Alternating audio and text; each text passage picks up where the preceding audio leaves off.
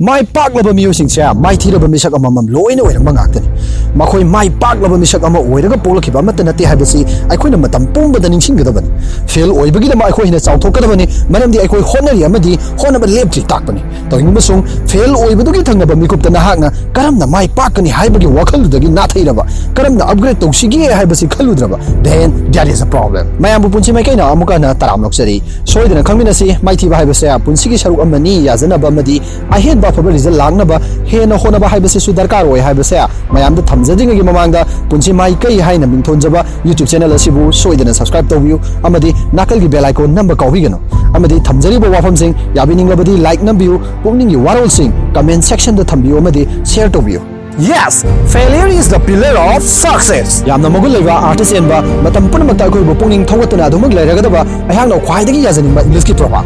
Manipuri da haiba taragadi mai thiba haibase mai paknabagi yumpham thonba hobani haina pabi ai punsida amu phawa mai thidri haiba taragadi punsida ikaiba amu phawa nangdri haiba chapmani haibadi lamdamsigi politician singumna phaniamna ikainaba tawrabasu ikaiba sukang khangdraba misakni haibani punsida suwat honadraba misakna karamna mai thiba nangani mai thiribado nahak hoti honari haibani exam thadraba lairik tamba tokhaba mahakna karamna exam fail oye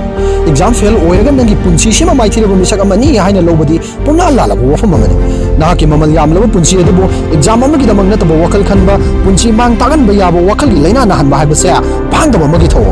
nangi punsi siga exam amaga karamna sangam nariwan wan kunthraga taruk tare yawa chena ahu mari panba question paper dugi answer sheet paper tari ni panduna nahaki tungi punsi da karama misak oigadawri haina nangi tungi frep lepang ngamba haibase sungoi oi thoklaroi daba mani kanaguma misak amana sungoi haidrabasu question chama khaki pakhum chama do chimpa puduna laglaga madudagi question kunthra muk chana duna haglabadi star ma pawo phanggadawriban adurabadi question chama chimpa phaduna lagba mahanga nangna khaliba mark to yaroktabagi dama wakhal wariba nangoni lari haiba henna misak amani haibase nahaki aning lebra maramasana parakha fail oiraba natraga nangna expect tokriba mark to yawna phangraba nahak aranu misak amana te haibase khanggadabani adubu nahanga mathangi exam ni dama karamna honagani mathangi ihak soidana mai paktaba yadabani amadi soidana upgrade tobu ngamgani haibagi thajaba mangdaba henna honaningraba then that is a problem fail oikhibaduna parama oiraga punsigi pandamama phangnaba honarakpaduni maru oribase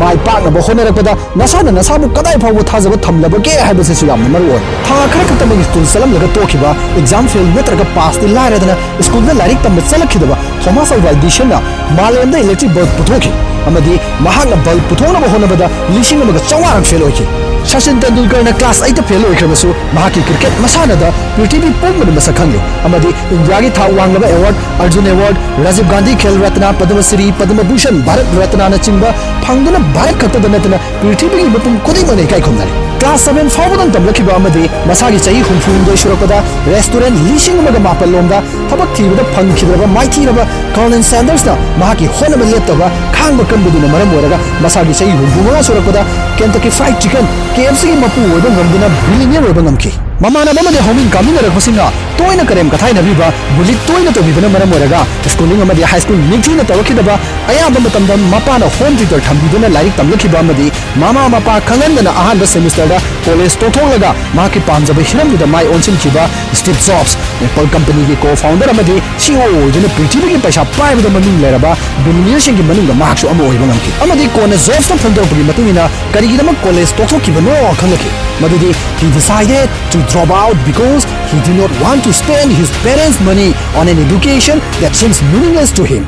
Steve ki mafam dadi education haibase ata yaudaba hiram amani maramdi mahana pamjari hiram ado college ki degree yaudaba su phangba ngamgani khangkhib maramasina karigidamang mama mapagi humang maldi senpham ado adugumba ata yaudaba hiram aduda karigi starting tawgani haibasini mahaki wakhal. Sometimes education is not important. Important is your knowledge. Nangna paraga taraga senpham mayam ama puraga well educated amani haiba yakibidi yai adubu nahak knowledge leiba misak amani haibidi yak knowledge haibasidi nahak khanggadabani haigadabani thabak oina panthokpa ngamgadabani physics graduate loiraba satra amana transformer karamna sagani haibase haikidabadi yai adubu tombagi electronics goods repairing center da thabak tawriba metric phawa pass tawi tawde khangdaba chawbudi transformer do line yekin so sometimes knowledge is more important than education nahanga exam fail oibana maram oiraga natraga nangna khalluriba mark to yaraktabagi thawai nuai tabuduna nasana nasabu manhanjaraba nathanda thawai thanaba honaraba natraga badu panthok lage haina leplaba natraga honaningba phawratraba पुनमक तोथोक्लगे खलग्लबा अदुबा तारबदि नाहक नसाना नसासे माइथिरबा मिसक अमनि हाइबसे याजरे हाबि You accept that you are loser, you are failure, you can do nothing. Amukanga hanna munna khanthaseba nahakna nasagi maramda khalibasu chumlibra. Why are you treat yourself like a garbage? My dear friend, you are not garbage. Besides study, you can achieve a lot of your dreams. Aina mukaso hare. Please remember, a piece of paper cannot decide your future. That is just a test of your knowledge, not your life. Exam manugi answer sheet ki paper kharaduna nangi tungi laibag lepa ngamgadaba nate. Masidi nangna sahi duma tamlakhiba nangi syllabus to kayam hairabage kayam khanghabage haibagi changyeng macha amakhak pathokpa kaktuni. Certificate natraga exam da makok mathang daba haibase nataba atopa lambi mayam ama atopa sangsar mayam ama leiri haibase aikhoina matam chupada kauragabani. Nahak bosemgi kosemgi certificate college ki degree nataba atopa hiram mayam amada nahakna makhoidagi heli haibase utnabagi taja kaidobagi lawri doriba. Kanagumana nahak exam fail oire haibagi mingda karem naraba natraga nangi nangnaba singa nangondagi expect tawkhiba mark to yoba ngamdre haiduna nataba miyeng yenglaba punamanga nangonda thamlamba thajabado manglabasu aina nangbu thajai makhoina khangdaba mayam ama nangna khangli aina nangi pukning thogalli